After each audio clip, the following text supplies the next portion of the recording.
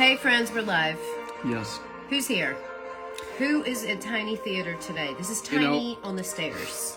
We're keeping it tiny. We have never done Tiny Theater on a stairwell. No. We're trying to squish it in. Yeah, and we want to keep true to the mission of it being tiny, and so this is what we have. And it's kind of, it's kind of interesting. It's Thank you different. to the generosity of our artistic director here at Great Barrington Right. Public Theater, That's because right. we are in Jim's house Jim right has now. let us crash at his house and crash on his stairs. We're here on the staircase. Yes. Trying to squish it in and keep it tiny. Yeah. Friends, we're so excited to read a couple fabulous plays for you. Yes. We're kicking off our Sassy Summer Shorts series, Yes. which really should have started last week. Yeah. But many of you may know, We had a little bit of a glitch. had some technical difficulties. Yes. Look at all the fabulous people yes, in the Michael, house. Ellen, Trent, and Sue, and LaShawn Keyser. Yes, LaShawn Keyser. Ellen's here.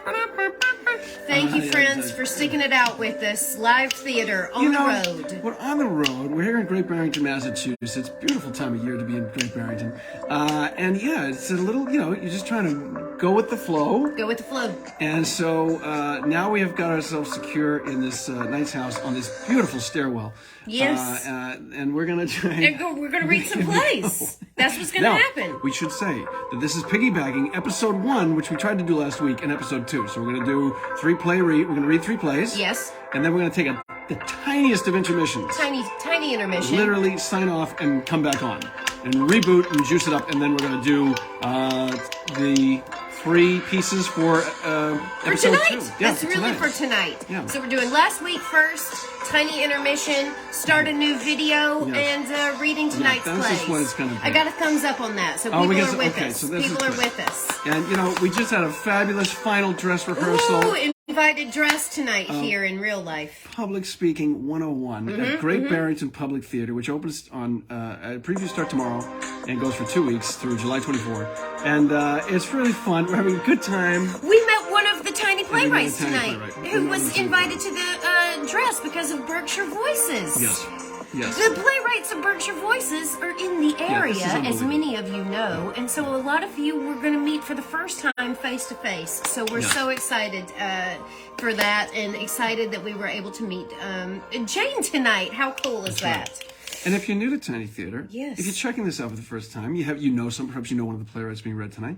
Welcome. Just this is a little chill time before we kick in at Yes. 9 o'clock. There's a little chance to mingle. House opens. Yeah. We want to make sure everybody is, in their places. Right. Everybody's got their tiny, tasty beverage before we kick off the play. So Yes. that's what all this talking is about, friends. The plays start at 9 o'clock. That's right. So, That's right. Eastern time. Yes. Just in case Yes. you were wondering. We're so excited to do these plays finally. Yes. Feels like a long time coming. Oh, Trent's Yes. ready. Trent says Yes, sounds the awesome. sound is awesome. Sounds good. Thank And we you, hope that the Trent. stream Yes. is smooth and steady like butter. Like butter. Yeah. And Nick is here, and Aileen Nick is and- here. Nick and Aileen. Mom is here. Yeah, Excellent. this is a good girl. Hey, I know my friends. mom's watching. Your mom's watching too? Oh, yeah, she's I'm yeah, shy. yeah, I'm sure Hi, she's too. Donna. Yeah. We're going to call places. Let's do Okay. some plays, y'all. Here we go. That's right. Ladies and gentlemen, could I have places, please? Places, please. For the top of the show, places, please. Places, please. Thank you, places. Yes, thank you. That is Janine Walkner, our remote stage manager extraordinaire. Extraordinaire. Thank you, Hello, Janine. ladies and gentlemen, and welcome back to Tiny Theater. Thank you for joining us. Thank you. Before we start tonight, folks, let's get all of those irritating distractions out of the way, shall we? Take a moment to silence your cell phone, spouse, children, and pets while you're at it. Unwrap those candy wrappers, open those chips, and pop that corn. Now, give yourself a break. Crack open a tasty beverage. Yes. Sit back, put the world on pause, and enjoy our next performance. Rachel and Brendan, take it away. Thank you. Thank you, Janine. Thank you, Janine. Folks, we got through another day, and it is time to sit back and relax and enjoy Welcome to Tiny Theater. I'm Rachel. I am Brendan. And we are sitting here. We're on the road. Tiny is on tour because we are Yes. actually doing a regional theater production this summer in the Berkshires. Yes. So thanks to the generosity of our playwriting friends, we're able to read plays from the artistic director's home here Yes, of this a is great very, Barrington a real Public treat. Theater. His Yes. tiny staircase Yes, a real from treat. Jim's house to your house, wherever that may be. So right. welcome That's right. one and Welcome, all. everybody. And We are excited to kick off this wild, wild adventure that we For- call... tiny, sassy summer shorts. Did somebody say sassy? Yes, somebody did say sassy. Friends, Who is that? we're not messing around. We're going to jump right into the plays Yeah, tonight. we're getting out of Everybody business. settle down. Excuse me. Sorry, people. Settle down. Okay. Here we go. All right, folks, ready? You ready to hear a play? Here we go. Folks, we're going to announce the first playwright to be read. Yes, His name is... Oh, wait, I got to find a better one. Here it is. Sue Yoakum. Welcome, Sue. Yoakum. I feel like Sue is an old friend to me, Well, but you know, actually I don't really know I know, Sue but that's except the beauty of virtually. this, is that But we thank really you, feel- Sue, for your love and support. Yes. And Yes. we're going to be happy to read one of your plays That's right now, okay. friends. Sue Yoakum. Okay, people, here we go. Are you all set? I'm ready. Okay, we got this. All right. Duet by Sue Yoakum. The Roseland Ballroom in New York City. A ruggedly handsome man in his 40s. He is stage right. A strikingly beautiful woman in her 40s. She is stage left. Both stare straight ahead and never look at each other during the entire play. Hello, are you there?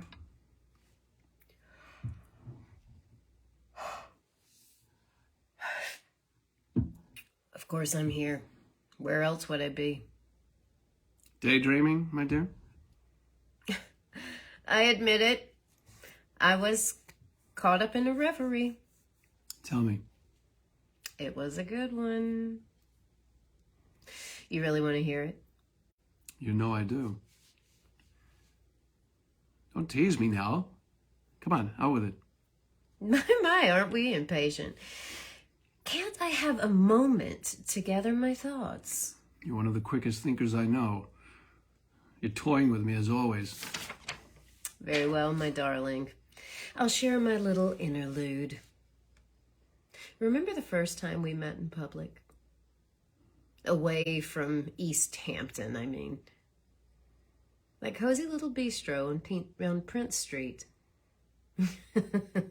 I don't recall the name, but the clientele was very young. We both felt a bit silly at first, like chaperones at a high school dance. I remember telling you. But we didn't care. We were floating that night. You kissed me at the bar. I couldn't believe it. So unlike you, always the cautious one. Not with you. Never with you. How thrilled I was to be with you out in the open. Like any couple madly in love, no skulking around for a hurried encounter in the tool shed or the dunes after dark. I preferred those times, actually. You're kidding. Why? Because it was just the two of us in a world of our own. No one else mattered. I thought you treasured those moments as much as I did. What a fool I was. Still am. I did treasure that time, and I still do. But you have to admit, it was also terrifying that we'd be found out by Harry, or just as awful, by someone who'd delight in the running into him with such juicy discovery. Harry never knew, did he? Until the very end. You never know with Harry. Impossible to get an emotional read on that man. For all we know, he might have been on to us for a long time, just waiting for the right moment to use the information. You're probably right. I'll never understand why you married him. Well, there was all that money, of course. You know that wasn't the reason, and you know it. Oh, yeah, there was Jake. You still don't get it, do you? You're still jealous because he was my first love. My God, we were kids. High school sweethearts. You know that. But then the accident. And poor Jake ends up dead because one of his asshole buddies has too much tequila and wraps both of them around a telephone pole. Along comes Harry, who just happens to be handsome and rich, and you marry him. Did you ever love him? Not the way I love you. You know that. But when you were first married, did you love him? Did he love you? I can't speak for Harry. I believed he loved me in the beginning. I loved him at first. He rescued me. Your knight in shining armor. At the time, yes. I'm not sure when my role changed from beloved wife to rich man's consort, but I never loved him the way I love you. I've told you so. Why do you torment me with the same questions over and over? You know why. I don't. Because I need to hear you say it. You need to hear me tell the same stories over and over, even though my memories cause me grief? No. Then why? I need to hear you say you love me. That you love me more than you ever loved anyone. You know I do. What do I know? That I love you. That I love you more than I've ever loved anyone. Would you die for me? I did die for you. Can we talk about something else? Later. We have plenty of time. So, would you die for me? Christ, I took a bullet to the heart for you. Not by choice. Of course not by choice. Your crazy wife shot me. At least it was quick and I never saw it coming. You were sound asleep. Snoring, actually, which was why I wasn't asleep. Yes, I know. You've told me all of this. But I had no idea Maureen knew about us. A woman always knows. She can smell it, literally. So you always knew that Harry was cheating on you? Sure. Even before we got together? Yes, and after. But the rules were different for him, of course. He would never have tolerated me cheating on him, that's for sure. Would he have killed me? I don't think so. I'm sure he'd have blamed me and punished me somehow, but not with murder. At least I don't think so. And now we'll never know. True. Maureen saw to that, didn't she? Maureen loved me. She couldn't bear to lose me. Can't you understand that? No, I can't. She murdered me. Why do you defend her? Because I understand her. Are you in love with her? No. You know I'm in love with you. I gave up my life for you. Yes, so you did. And I'm supposed to be forever grateful. Why did you do it? You know why. I couldn't live without you. So, you shot yourself in the head. What a waste. And let that bitch get away with murdering me. If you loved me, you'd want to avenge my death, not follow me to the afterlife, such as it is.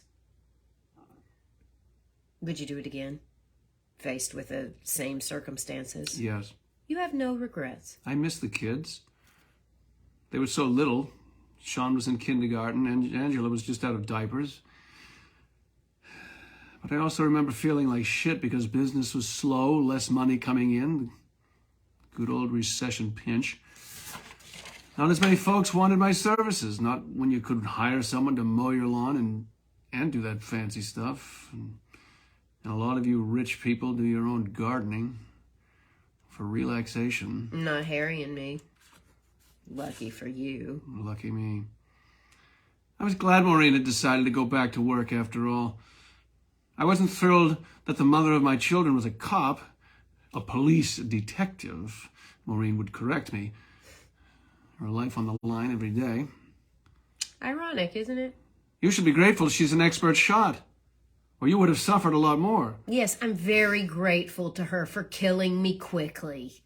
So kind and thoughtful. Really, darling, you are so naive. She just wanted to be sure I wasn't going to ever wake up again. I don't think sparing me a longer death was in her head when she pulled the trigger. And I'll never understand why she didn't shoot you as well. Because she loved me, damn it. But she doesn't have you, does she? I do. So, what good did killing me do her? She lost you anyway. She was willing to go to jail rather than go on with you in our lives. She knew I'd never give you up, even when she threatened to move away and take the children. You know she wasn't ever going to allow a divorce.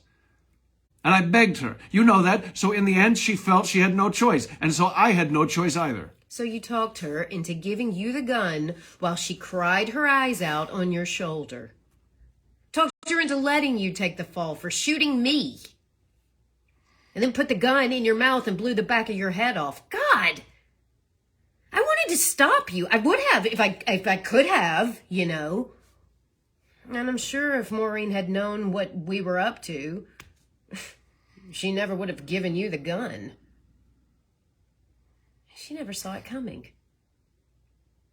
But she sure as hell heard it with her head against your chest. The other cops thought she'd shot her. You'd shot her, too. She had so much blood all over her, but she did what you told her to. Blamed the whole thing on you. Said she'd followed you to the beach house, waited outside, and ran in when she heard the shots. Who'd challenge her story? Mrs. Goody Two-Shoe Cop. Well, she got what she deserved. So, I've got to hand it to you. She lost you, and her children lost their father. Yeah, the bitch got what she deserved. Shut up. I can't listen to this anymore. But you brought it up. You always bring it up, not me. I want to remember the good times, your kiss, your touch, your smell, your smile. I can still see your smile. It warmed me. Whenever you smiled at me, I knew peace. And I thought, now everything will be all right. How I miss your smile. I missed it most of all. Music plays, and we hear crowd noises, glasses clinking, all the sounds of a huge party, then fade. Another celebration to which we're not invited, but have to witness. I can't stand watching them. Laughing, drinking wine, touching one another. It's unbearable. What I wouldn't give to be alive again. Damn that bitch for doing this to me. I know, I miss it too. You could have stayed. You could have chosen life. I'll never understand what made you do it. If it had been me. If it had been you, then what? If Harry had come upon us together and shot me, killed me, what would you have done?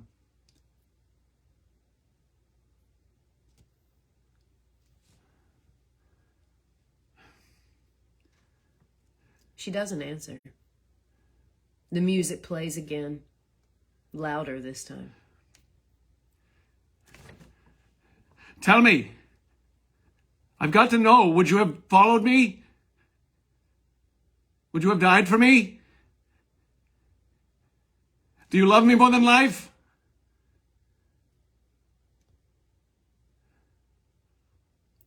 Music crescendo.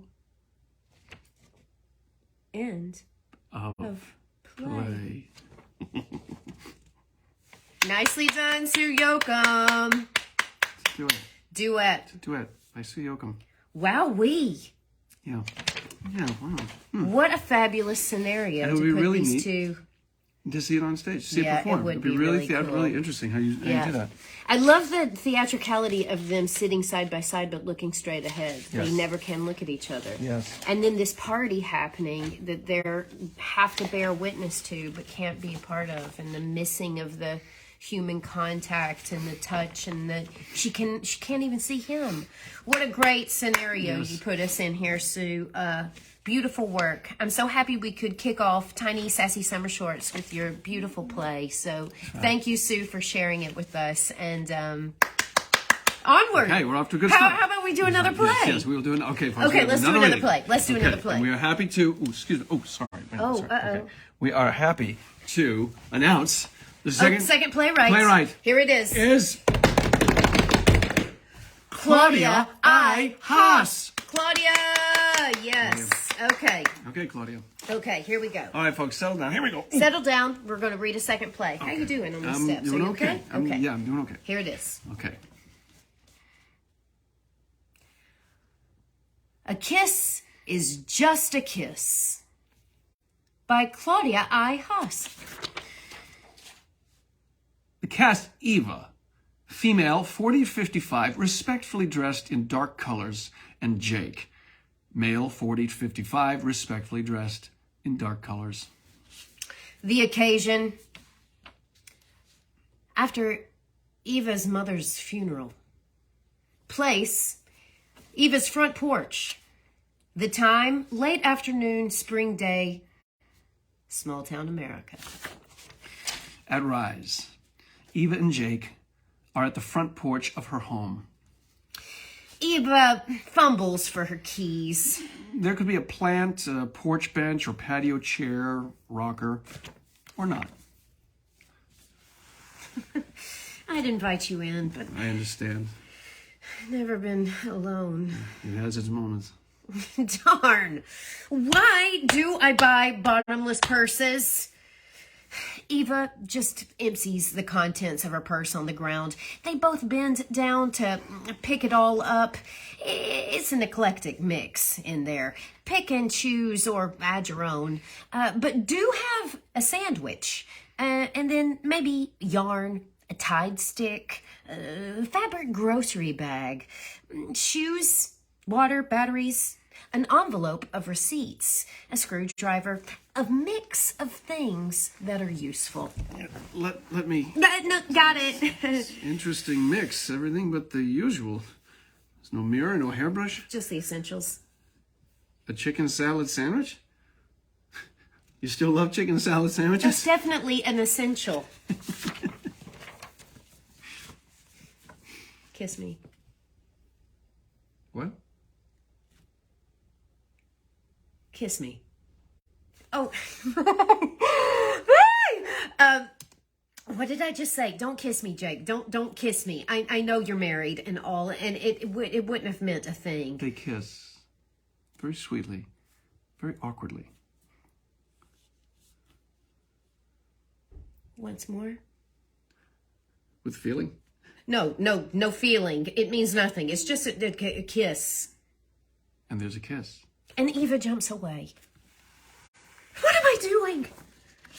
My mother dies, and 3 days later, I'm kissing a married man. But it means nothing. I know. I've heard sometimes that after a loss, people look for physical comfort. No comfort. No, not looking. Just to feel No, life. that's not it. Then what? It's just, it doesn't matter. You asked me to kiss you and it doesn't matter? It matters. It's just not the way you think. I should go in. Eva? Thank you, Jake. The kiss. It was important. Eva, have you ever been kissed before? Of course, no one grows up without being kissed. Oh, no. I mean kissed like that. Like this. And he kisses her from another angle. Not, exactly. She was a good woman. Pardon? Your mother, she was kind. She was a witch. Eva! You're not supposed to say these things, are you? I mean, not right after the funeral. You're tired. She was the Kool-Aid mom in the neighborhood, but at home, let's just say she was good at playing Judgment Day. I'm sorry. It doesn't matter. I did what she wanted, right? I lived at home during college, became a teacher, continued to live at home, cared for her until the end. I did all the things, right? Yes. So, no one can judge. And if you had to do it all over I again? wouldn't. Not any of it. It didn't help me. It didn't help her. Well, of course you helped her. You did everything for her. And because of that, she never had a life after my father died. No birthday lunches with friends, no camaraderie. Do you understand? I think I do.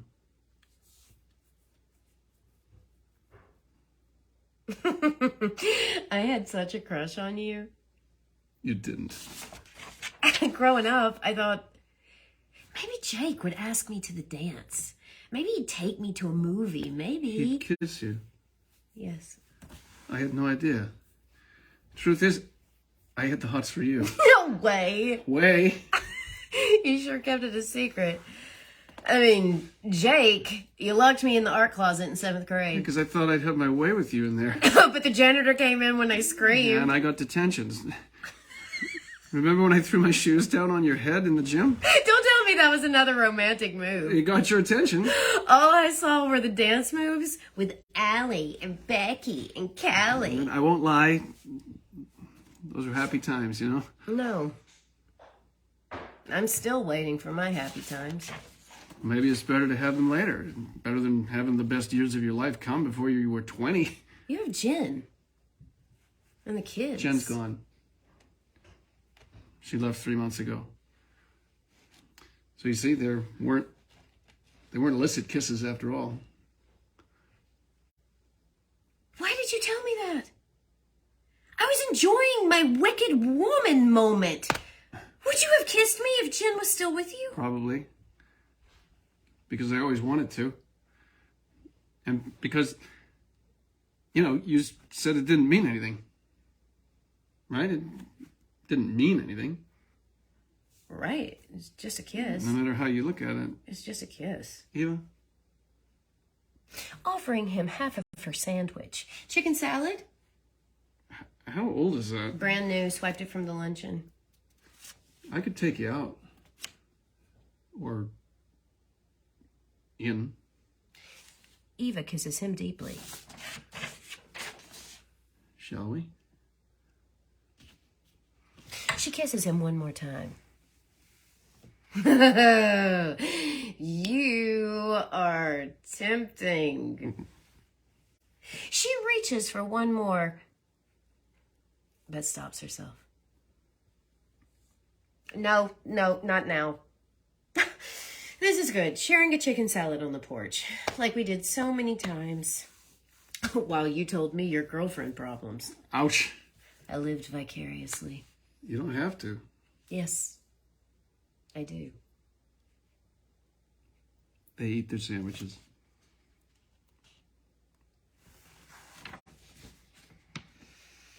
Do you want to tell me about your problems with Jen?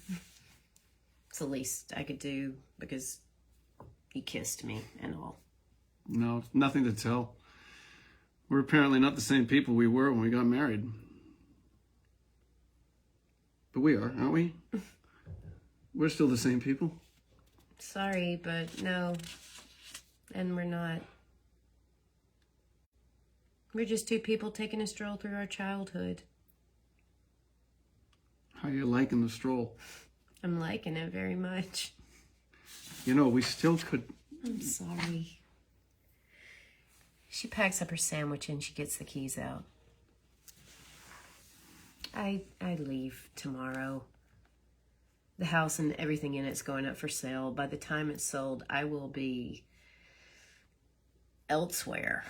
I waited a long time for my first kiss. I'm not waiting anymore. I quit my job and I'm going to see if the world, I'm going to see the world. I'm going to visit the locale of every book I ever taught a high school student. And if I can find Oz and Neverland, I will be there. Maybe I could... I need to go it alone. To live in my own skin and figure myself out. I wasn't even sure that I could do this. But after you kissed me, I knew it was possible. Suppose. Just suppose you're in a market in Thailand and just suppose. I look up and see you. Yes. We'll do lunch. And that's it? Yes, thank you for giving me my first wish. One more kiss? I don't need... For me? This kiss is for me.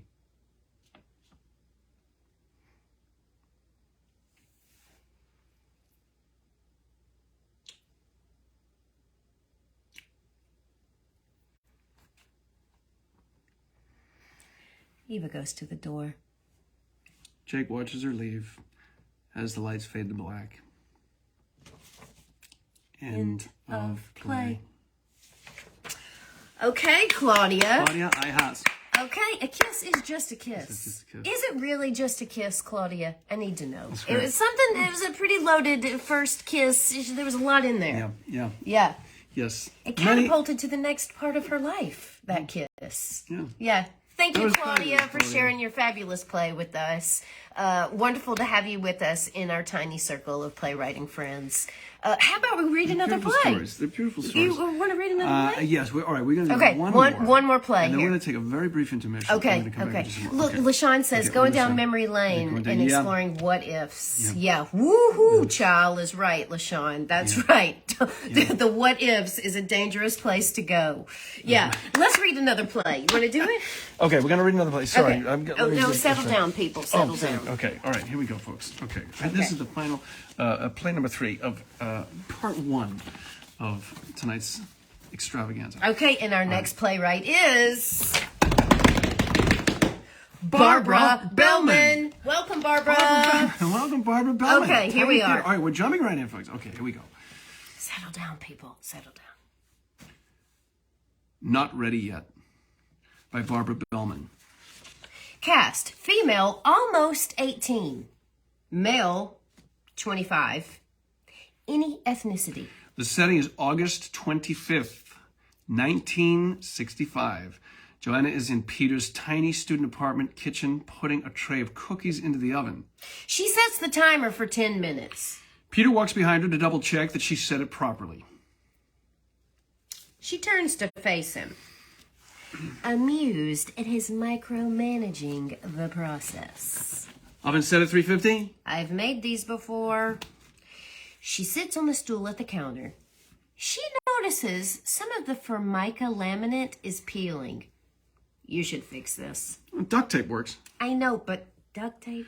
Peter looks into the oven to watch the cookies rise. She reaches for a magazine to fan herself. Is this the coolest you can make it? It's August. Too hot to go out and too muggy to stay in. What can you expect from student housing? The oven makes it hotter.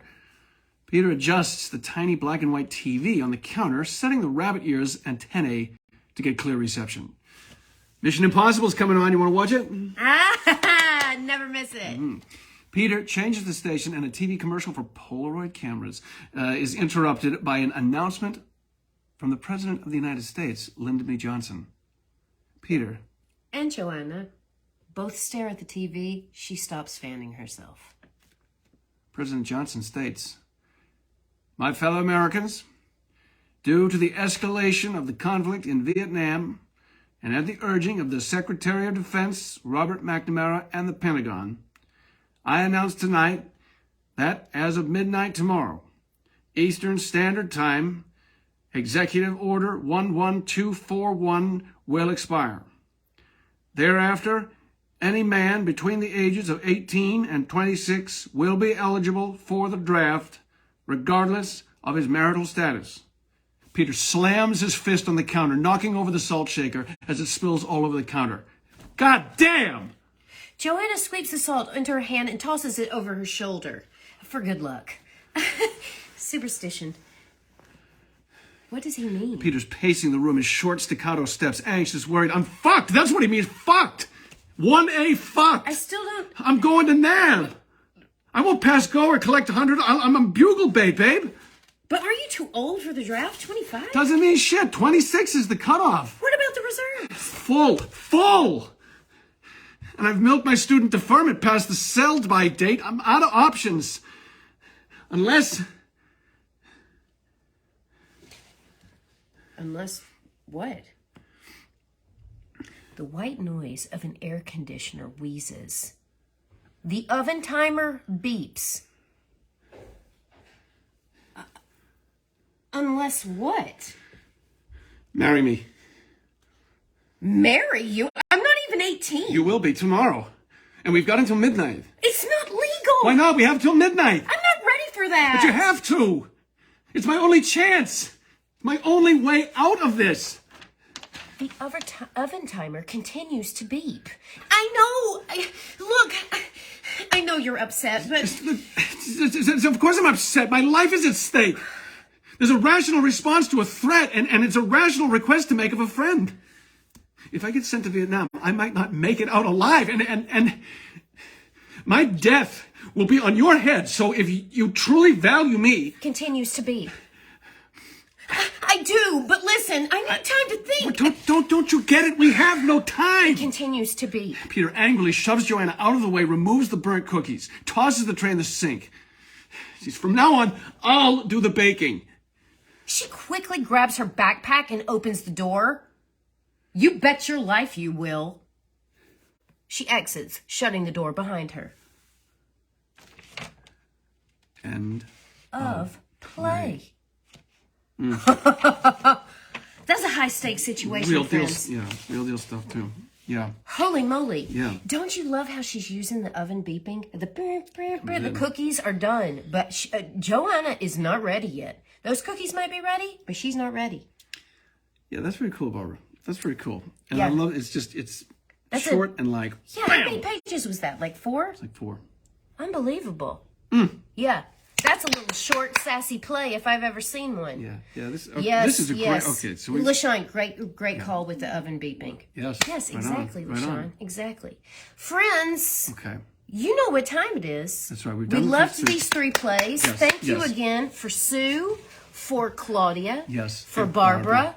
Kicking us it's off really kicking us nicely off with with, a tiny, sassy summer shorts. That's right. Yeah. Tiny, sassy, summer shorts. Did somebody say sassy? Oh, yes, they did say sassy. Okay. Okay. So, grab your tasty that's right, beverages, folks. friends. If you're new to Tiny Theater, get ready, because at the end of every episode, we raise a glass and we offer a toast. You Yes, never we know do. what it's going to be, or what it's, but it's always a nice surprise. Now, tonight, because we are on the road, we do not have I do not have my traditional Tiny Theater mug that I always used to use. But in the spirit of Tiny Theater, I got a little tiny cup, Oh, a which tiny actually, cup. and it looks huge right now, but it's actually It's really tiny. quite small. Yeah, it's and really I'm going to quite- get my really little. water Yeah. jug because that's what I do. Okay, so- Tonight's Tiny Toast, Yeah. because you know we toast That's right. somebody special after every Tiny Theater That's right. presentation is, are you ready for this? That's right.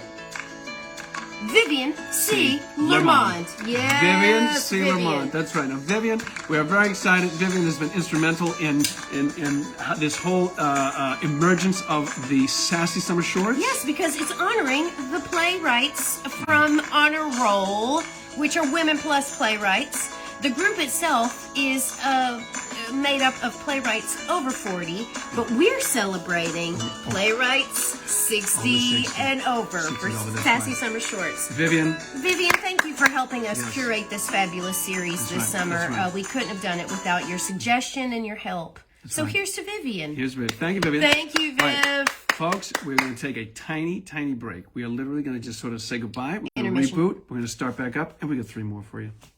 3 monologues Three coming at you monologues next. coming at you. Okay. All You right. know the drill. Stay healthy. Stay Stay safe. Stay home. And watch Tiny Theater. All right, folks. Bye, friends. See you See you soon. in 2 seconds. Bye-bye.